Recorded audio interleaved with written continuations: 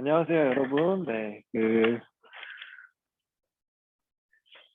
저희가 시험 대비해서 계속 이렇게 진도를 나가야 되기 때문에, 고려단원 마무리는 다 한 것으로 생각을 하고, 그, 조선 부분을 같이 한번 배워보도록 하겠습니다. 자, 조선의 정치 운영이라고 하는 것과 세계관의 변화라고 나와 있는데, 우선, 자, 답부터 좀 찾고 여러분들 시작하도록 하겠습니다. 조선 정치 운영 과정은 고려 시대보다 더 체계적이게 되고요. 그리고 체계가 생기게 되고 체계적으로 진행이 되고 더 중앙 집권화가 됐다. 그리고 무엇보다도 이 조선하면 성리학이 떠오르잖아요, 여러분들. 성리학이라고 하는 그런 사상이 주요 핵심 그러니까 통치 사상, 통치에 대한 이런 어떻게 보면 기본적인 걸로 이렇게 선택이 됩니다. 그걸 좀 알아주시고요. 그래서 여기서 적어놓은 게 뭐가 되냐면 여기서 여기까지가 체제 정비기, 그리고 훈구와 사림의 대립기, 그 다음에는 붕당 정치가 실행되던 시기, 그리고 한국 정치가 진행되던 시기, 그 다음에 탕평 정치, 세도 정치. 그래서 이번에 저희가 이 조선 단원까지는 이 세도 정치까지 시험 범위가 들어가기 때문에 그 이후에 흥선대원군 시기에 대해서는 또 나중에 배워보도록 하겠습니다. 그래서 자, 핵심은 그거예요. 이 혼일 강력 대국도 지도 여기에서는 핵심은 중국 중심의 세계관이다. 전 세계를 뜻하는 거고 중국 중심이다.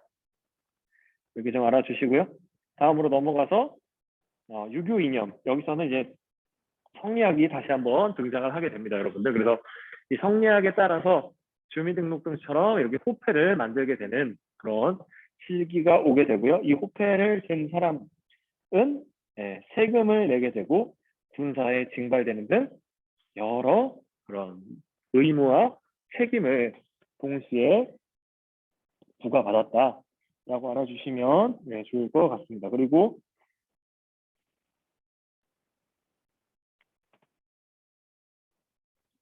조선의 건국과 유교 정치의 확립, 그래서 14세기가 들어서 그 14세기가 들어서 원이 쇠퇴하게 되니까 농민반란군을 이끌어서 주원장 아저씨가 이렇게 건국을 하게 되고요, 명나라를. 그리고 이 명과의 관계가 중요하다라고 주장하셨던 분들이 우리가 이미 고려시대 때 배웠던 그 권문세족과는 다르게 그 신진사대부로 됐고, 그 신진사대부 중에서도 고려의 유지보다는 새로운 왕조의 시작이 필요하다라고 주장했던 사람들이 이렇게 나오게 되는데, 그 사람들이 바로 조선을 건국해서 그 급진파 신진사대부죠, 여러분들. 그래서 하게 됐다. 성리학으로 통치를 했다라고 알아주시고, 이 과정에서 태종은 왕자의 난을 2번 하면서 왕위를 이어가게 됩니다. 그래서 재상 중심이었던 이 정도전의 이 초기 계획을 이렇게 어떻게 보면 무너뜨리고, 그리고 왕권을 강화하고, 그리고 양전사업, 그러니까 땅을 측량하는 거죠. 그리고 호패법, 인구를 조사해서 국가재정을 열리게 됩니다. 그리고 강화된 왕권과 경제력을 바탕으로 이 세종 그 다음 임금님이죠. 유교 정치를 이루고자 경연을 활성화하시고 집현전을 만드십니다. 그래서 집현전에서 우리가 흔히 아는 한글을 창제하게 되시죠. 그래서 그런 것들 좀 알아주시고요. 그래서 민보원 사상, 그래서 위민이라고 제가 적어놓은 거거든요. 백성을 위한다. 이런 것들도 좀 알아주시면 좋을 것 같습니다. 그래서 이 훈민정음을 상대하고 각종사업도 편찬하고요. 그것 이외에도 장영실과 같은 이 과학에 소질 있는 사람들을 등용하고 세종실록 지리지라고 해서 그 유일하게 실록 부록의 지도 편찬 관련해서 여러 가지 내용이 담겨 있고요. 그리고 농업 관련 서적도 출간을 해서 그 조선만의 농사법을 이렇게 개발하게 됩니다. 그래서 그 이후에 세종의 경우에는 정변을 통해서 왕이 오르게 되는데 영어 관상을 보시면 이 정변 과정이 나름 잘 표현이 되어 있으니까 참고해 주시고요. 네. 집현전에서 집현전과 경연 제도를 모두 없애게 되고 그 언론 활동, 즉 관료들이 왕을 비판하는 이런 언론 기관의 활동들을 굉장히 축소시킵니다. 그리고 각종 법정과 이런 명령들을 종합한 경국대전을 편찬하기 시작하고요. 그리고 성종 같은 경우에는 이 집현전을 계승한 홍문관을 다시 설치하게 되고 경연을 다시 강화합니다. 그리고 경국대전을 완성하게 되죠. 그리고 반포에서 통치의 유교적인 국가의 기틀을 마련합니다. 그래서 근정전이란 뜻은 뭐냐면 근면하게 생활하고 근면하게 정치하는 공간 뭐 이런 뜻이에요, 여러분들. 그래서 그렇게 좀 알아주시고요. 다음으로 넘어가서 훈민정음 이런 것도 좀 잘 알아주시고 핵심은 그거예요, 여러분들. 이 부분에서 통치제도에서 의정부 서사제와 육조직계제를 구별해 주셔야 됩니다, 여러분들. 그래서 육조직계제 같은 경우에는 육조에서 왕에게 직접 보고를 하는 것이고 의정부 서사제 같은 경우에는 육조 각 부서에서 여러 내용들을 의정부에 올리고 의정부가 종합해서 필요한 내용, 중요한 내용 뭐 이런 것들을 왕한테 이렇게 어떻게 보면 중간 결제 라인이 있는 거죠. 그래서 거기서 선별을 해서 보고하고 이렇게 진행한다라고 알아주시면 좋을 것 같습니다. 그래서 핵심은 그거예요. 왕이 직접 많은 부분에서 정치에 참여를 하느냐 아니면 신하들이 참여할 수 있는 부분을 넓혀주느냐 요 차이입니다, 여러분들. 그래서 왕권과 신권의 조화 과정이었다. 이게 어떻게 보면 그 초기에 그 경국대전이라는 게 완성되기 직전에 대부분 이런 변동들이 있었고요. 경국대전이 완성되고 난 이후에는 그래도 상대적으로 이런 변동들이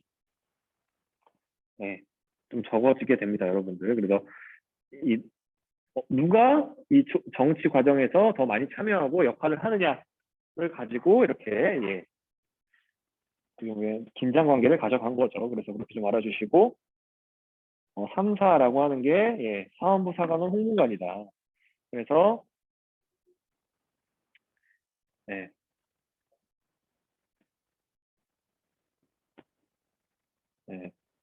국왕의 명령이나 관직 임명에 개입하는 권한은 축소됐지만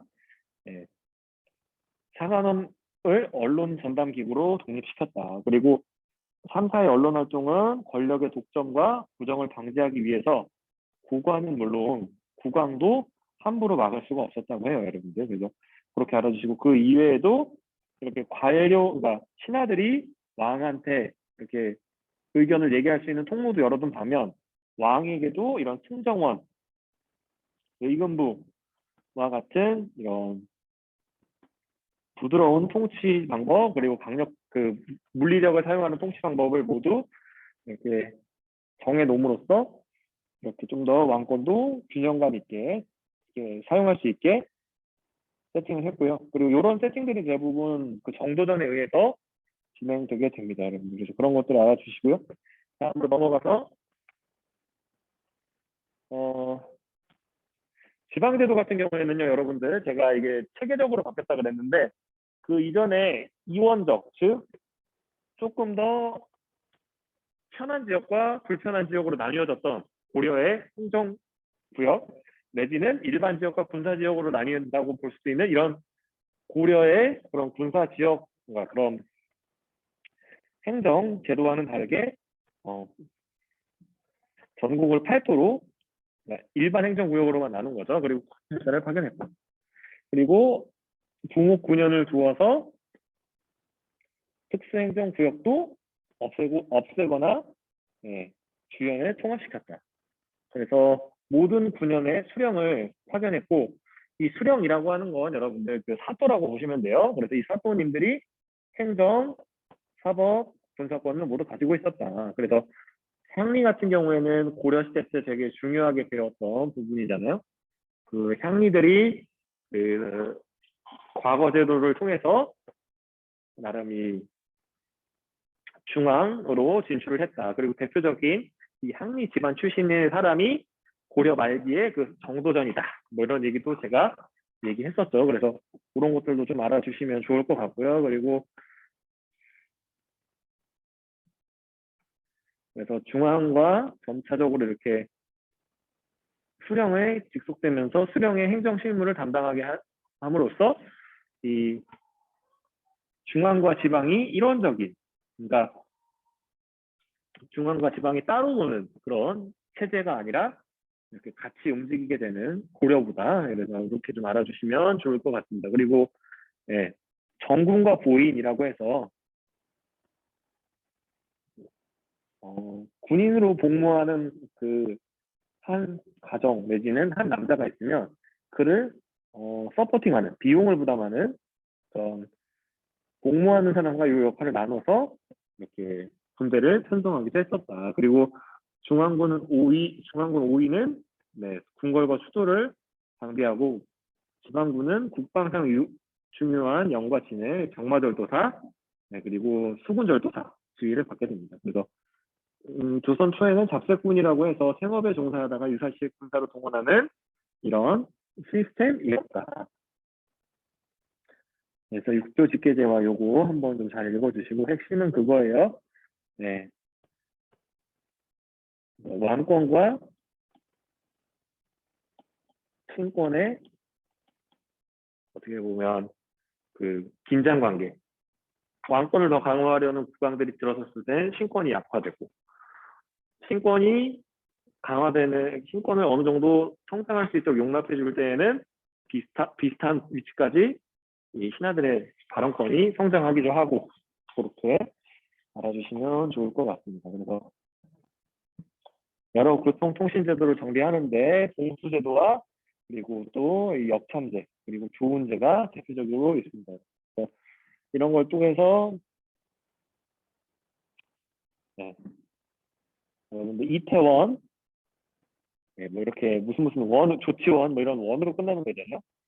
장호원 뭐 이런 거. 그래서 그런 지역들이 다 이런 말을 갈아탈 수 있는 역참이 존재했던 구역이다라고 알아주시고요. 관리 같은 경우에는 음서와 첨거를 통해서 등용되기도 했었는데요. 근데 음서와 첨거 중에서 이 첨거 부분에서는 이 선량과라고 하는 부분을 좀 알아주시면 좋을 것 같고, 이전보다 음서의 이런 적용 범위가 굉장히 축소되기도 하고, 그리고 고위직으로 가려면 무조건 문과를 합격해야 하는 그런 모습이 나오게 됩니다.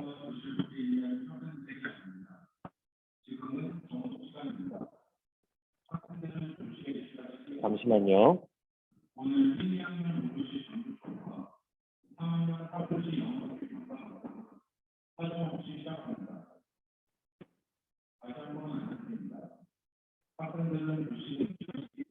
여기서 보시면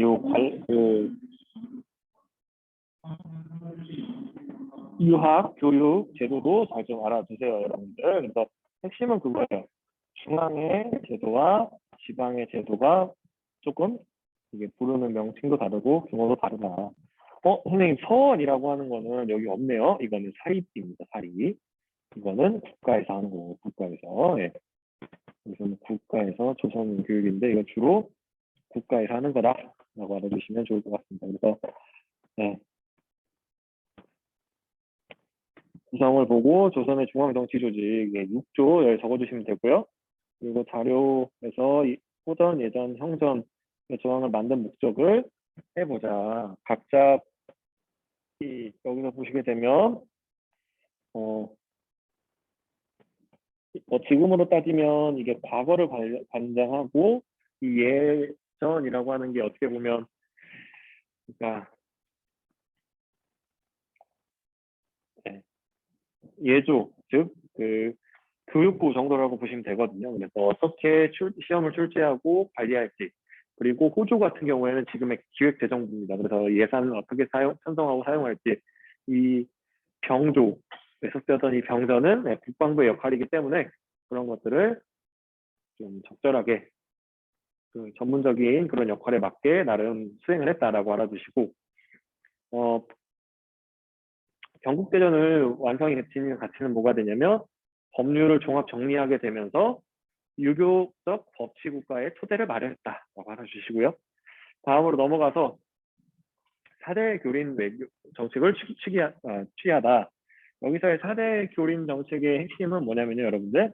4대 정책은 그 우리들보다 앞서 있다라고 생각하는 사람들한테 했던 거고, 그들과 우리는, 조선과 명은 조공책공 관계를 유지했습니다. 그래서 우리가 조공을 하면 채공을 받는 거죠. 그래서 우리 지역을 우리가 다스리는 것을 인정받은 거죠. 그래서 그렇게 좀 알아주시고요. 교린 같은 경우에는 그 앞서서 배웠던 기미 정책 그게 대표적이고요. 그 기미 정책이 뭐가 되냐면 그 어떻게 보면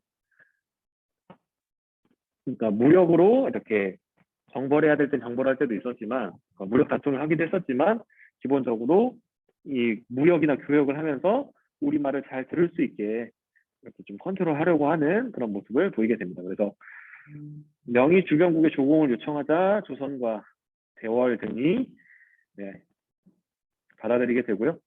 그 결과 동아시아에서는 조공채공 관계가 보편적 외교 형태였다. 지금의 유엔 뭐 이런 거라고 생각하시면 돼요. 그래서 그렇게 좀 알아주시고 네, 왕권의 안정과 국제적인 지위를 확보할 수 있었다.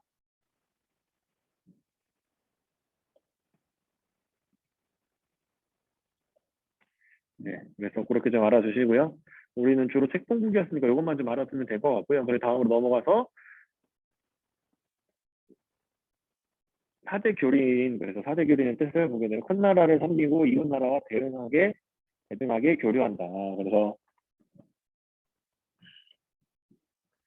그래서 건국 초에 태조는 네, 요동 정보를 주장하면서 명과 갈등하기도 했었는데 태종 때부터는 명과의 관계가 회복되고 조공품을 보냈으며 명의 연호를 사용했다. 그래서 이 명나라 때부터는 이제 황제가 하나의 연호만 사용하기 때문에 이렇게 연호를 이렇게 사용하게 되면 예를 들어 보면 뭐 홍무 몇 년, 뭐 이런 것처럼 이렇게 딱 되는 순간 네, 뭐 그리고 또 영락 몇 년 이렇게 딱 하게 되면 예, 그때 당시에 몇 년이구나 언제구나 라고 이렇게 특정할 수 있었다 라고 알아주시면 좋을 것 같습니다. 그래서 핵심은 그거죠. 명예의 사신을 보냄으로써 조선이 얻을 수 있었던 이익은 무엇이냐. 일단 발전된 문물을 수용할 수 있었고요. 그리고 경제적 이런 이익도 얻을 수 있었습니다. 그래서 이 문화적 경제적 이익이라고 하는 것이 이 조공책봉을 어떻게 보면 우리 입장에서 계속 하는 것이 도움이 되는 그런 요소라고 볼 수 있고요. 다음으로 넘어가서 이웃과 교린 관계를 맺다. 그래서 여진족은 여러분들 네, 기억나죠? 여러분들 그 우리가 그 고려 배우면서 배웠던 그 금나라가 이 여진족이에요. 그래서 이 여진족이 예, 그 원나라한테 멸망하고 나서 그 이후에 원나라가 약해지고 이러는 과정에서 명예 지배를 받습니다. 그리고 명예 지배를 받다가 임진왜란을 겪으면서 이들이 새로운 나라를 후금이라고 만들고 그 나라가 청나라가 됩니다. 이런 것들 좀 알아주시고요. 교류를 허용했다. 그리고 국경을 침범하면서 약탈하면 강경하게 토벌했다. 이거를 4대 교린 그리고 또 기미정책 뭐 이렇게 좀 볼 수 있는 거죠. 4대 교린이었고 이제 기미정책이다 라고 알아주시고 다음으로 넘어가서 태종은 네, 북방 관찰권을 인정받았다. 네. 그리고 네, 여진의 약탈이 계속되자 세종 때에는 여진을 내몰고 최윤덕이 사군을 설치하고 압록강 지역에 그리고 두만강 지역에는 육진을 개척했다. 김종서가. 그러니까 그렇게 좀 알아주시고요. 남부지방 주민들을 이주시켰다. 그래서 그 그걸 좀 이렇게 좀 기억해 두시고요. 그리고 여진족 지배층에게는 관직을 수여하고 토지를 주기도 했다. 그리고 지역 토착민을 토관으로 임명했다. 이거 다 여기가 거친 환경과 여러 가지 위험이 도사리고 있는 자연 환경을 가지고 있기 때문에 조선 정부에서도 약간의 그 어떻게 보면 예외적인 예외적인 조항으로 둔 거죠, 여러분들. 그래서 그런 것들을 알아주시고요. 그래서 조선과 일본은 조선은 일본의 막부 정권과도 교린 관계를 맺게 되는데 건국 초부터 계속 외구의 약탈이 되니까 이 외구를 협소적인 대화도 도주를 통해 막부와 협의를 하게 됩니다. 그러나 이렇게 나아지지 않으니까 직접 세종이 이종무라고 하는 그 장군을 시켜서 그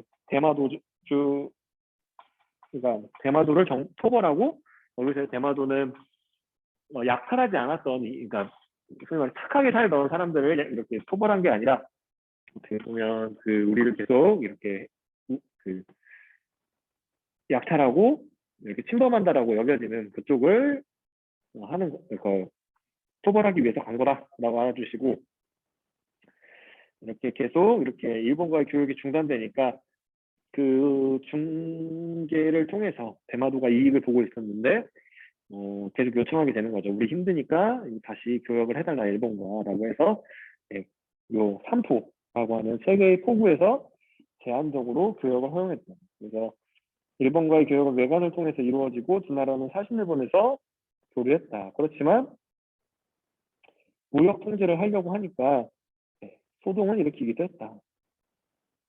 3포 외란이라고 하고요. 그리고 조선은 그 밖에도 시안, 자와 등 동남아시아 국가와 류쿠, 오키나와와 교류했고 류쿠와의 교역이 활발해지게 되면서 여러 가지 이런 문화도 전해줬다라고 이렇게 좀 알아주시면 좋을 것 같습니다. 해동 제국기 여러분들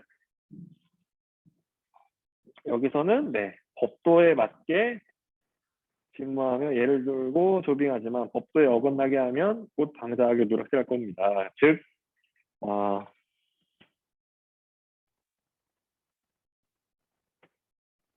그래서 핵심은 그거죠.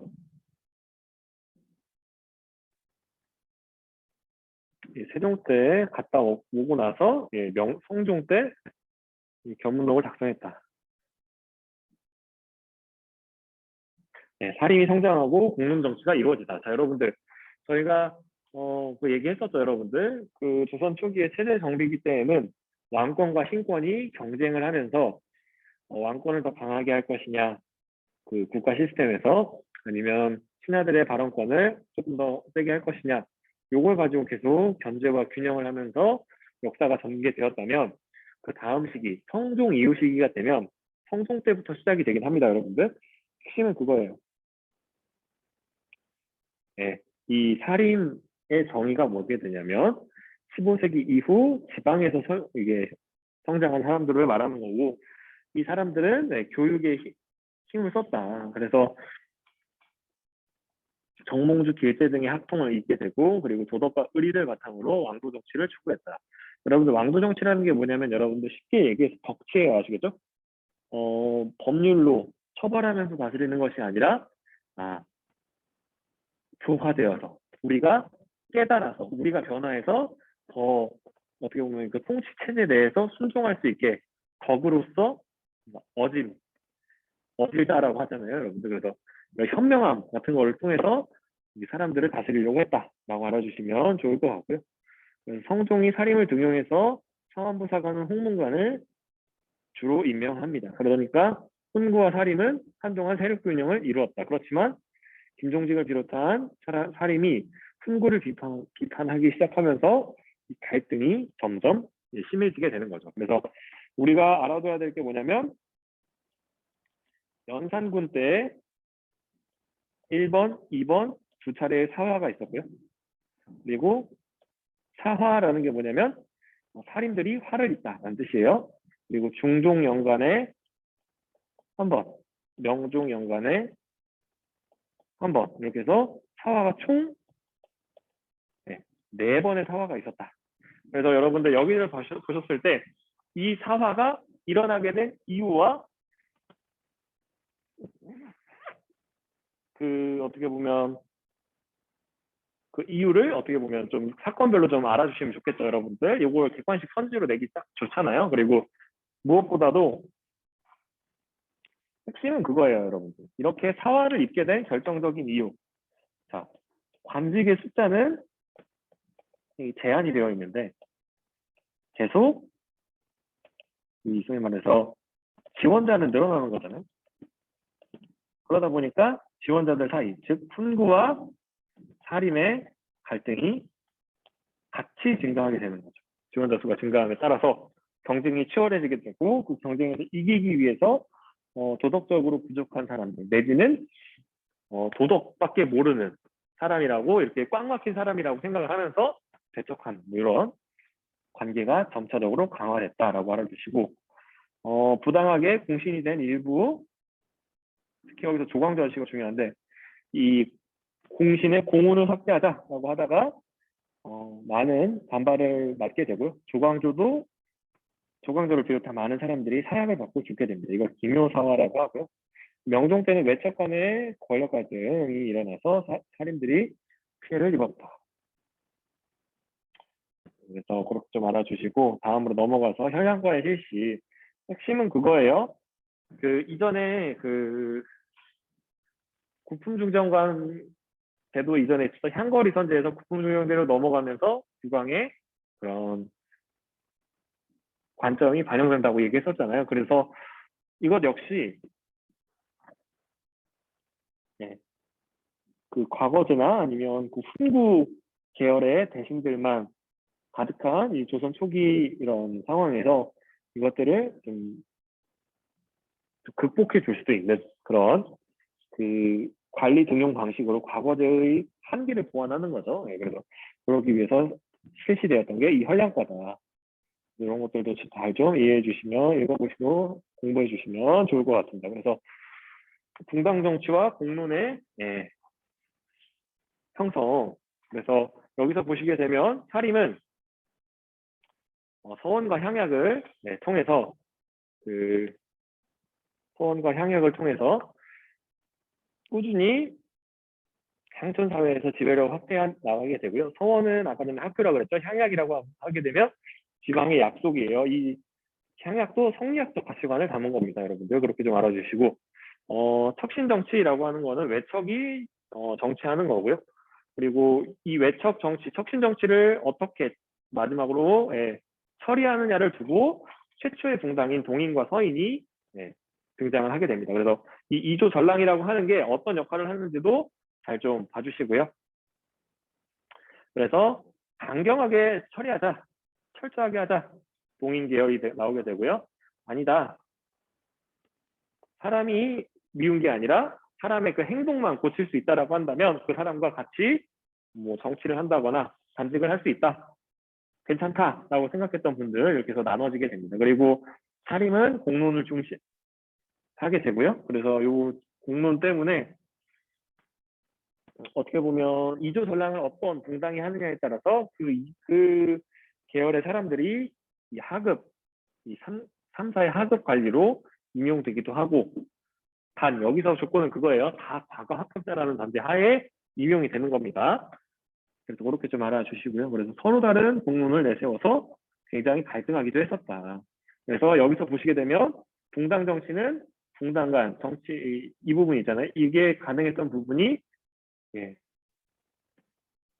인조부터 시작해서 현종연간 제가 앞에다 써드렸던 그 연간이 됩니다. 그래서 그렇게 좀 알아주시고 이런 내용들도 잘 좀 읽어주시면 좋을 것 같습니다. 관련된 답이나 이런 것들은 뒤에 있으니까 이런 사료들 위주로 좀 설명을 해드리면 이조전랑직이 왜 이렇게 갈등의 씨앗이 됐는지 그러니까 인사권과 자기 후임자 추천권이라고 하는 이 두 가지 때문에 그런 거다. 그리고 공론에 따른 공론에 따른 정치를 운영했다.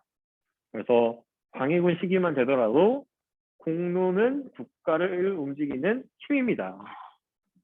네, 그래서 참 이게 소위 말해서 다수의 의견에 왕이시여 따라오시옵소서 이렇게 얘기하는 거예요. 그렇게 좀 알아주시고, 예, 붕당 간의 비판과 견제가 이루어지게 되죠. 예, 이런 정치의 기능 때문에. 그래서 그렇게 좀 알아주시고요. 예, 다음으로 넘어가서 예, 외란과 호란입니다. 이 외란과 호란 부분에서는 핵심은 그거예요. 외란 전에 조선의 국방력이 많이 약했다.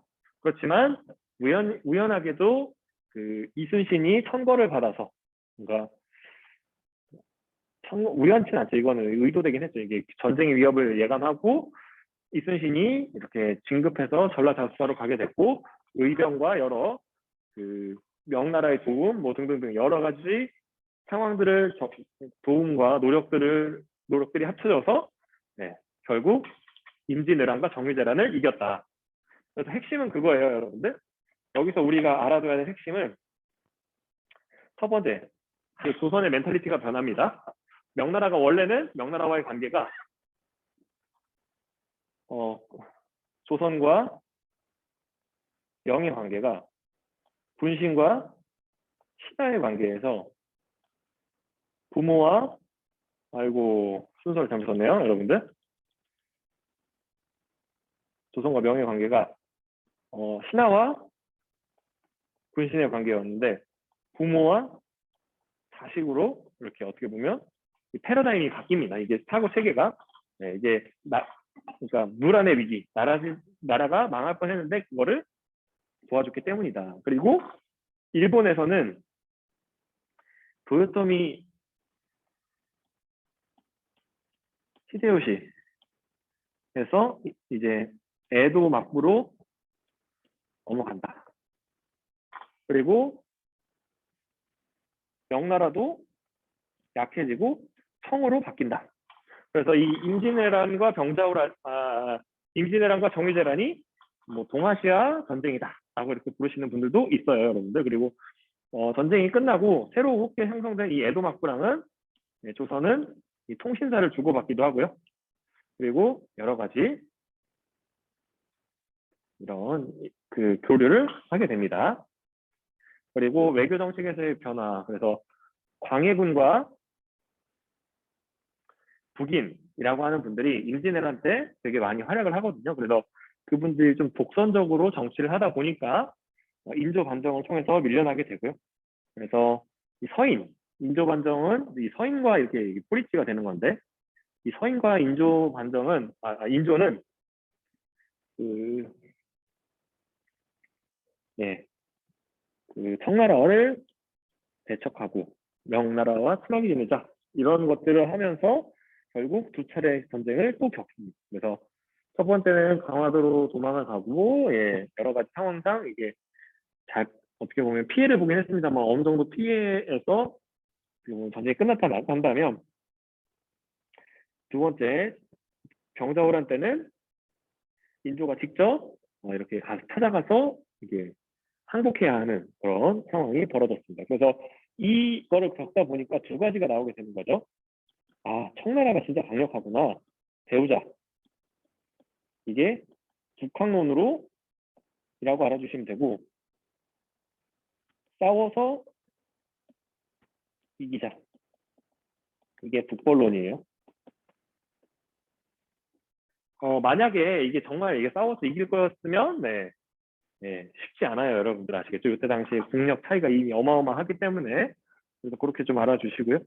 그래서 이미 명나라가 멸망했기 때문에 조선이 중화 문명의 후계자다. 그래서 조선 중화주의라고 하는 게 나타나게 되고요. 그리고 청이 이제 중원을 통일하고 나니까 일단 교류는 합니다, 여러분들. 그래서 연행사를 꾸준히 보내게 되고요. 성의 문물을 들여와서 소개하기도 합니다. 그리고 18세기 경에는 대척할 것이 아니라 배우자라는 얘기가 제기되고, 대부분 이렇게 전쟁을 한번 겪고 나면 그 전쟁의 대상에 대해서 굉장히 비판적이고 부정적인 관점이 상당 기간 유지가 되고, 그게 끝나야 서야 비로소 이 전쟁을 같이 했던 대상에 대한 좀 객관적 인식이 가능해지거든요. 그래서 그런 과정들이 여기서도 발생을 했다라고 알아주시고, 이 과정에서 그 청나라의 그 원래 거주지죠. 만주 지역과 그 만주 지역을 놓고 이 청나라와 이 조선이 국경 분쟁이 발생하는데, 이 백두산 정계비를 세워서 정리를 하게 됩니다. 근데 이 백두산 정계비에서 말하는 동쪽으로는 소문강, 이게 어딘지를 그때는 알았겠지만 요즘은 모른다라고 알아주시고요. 그래서 핵심은 그거예요, 여러분들. 어쨌든 전쟁을 할 것이냐 말 것이냐를 두고 갈등을 하게 되는데, 이 호란 같은 경우에는 여기서 보시게 되면, 네, 여기서 보시게 되면 병자호란 같은 경우 여기 밑에서 보시게 되면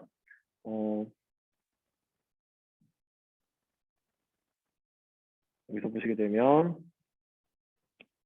화친, 친하게 지내자, 전쟁을 하자, 주전파, 이렇게 나옵니다, 여러분들. 그래서 그 차이를 알아주시고, 운명의 장난인 것인데 싶지만 인도의 아들이었던 첫째 아들이었던 소현세자는 이 화친파였고, 둘째였던 그 복림대군은 이 청나라를 전쟁의 대상, 대척의 대상으로 여겼습니다. 참고적으로 알아주시고, 그래서 대부분 여기까지 그 학생들이랑 다 같이 했거든요. 그래서 이 밑에 있는 내용은 다음번에 등교하거나 아니면 원격 수업할 때 같이 한번 채워보도록 하겠습니다. 수고했습니다.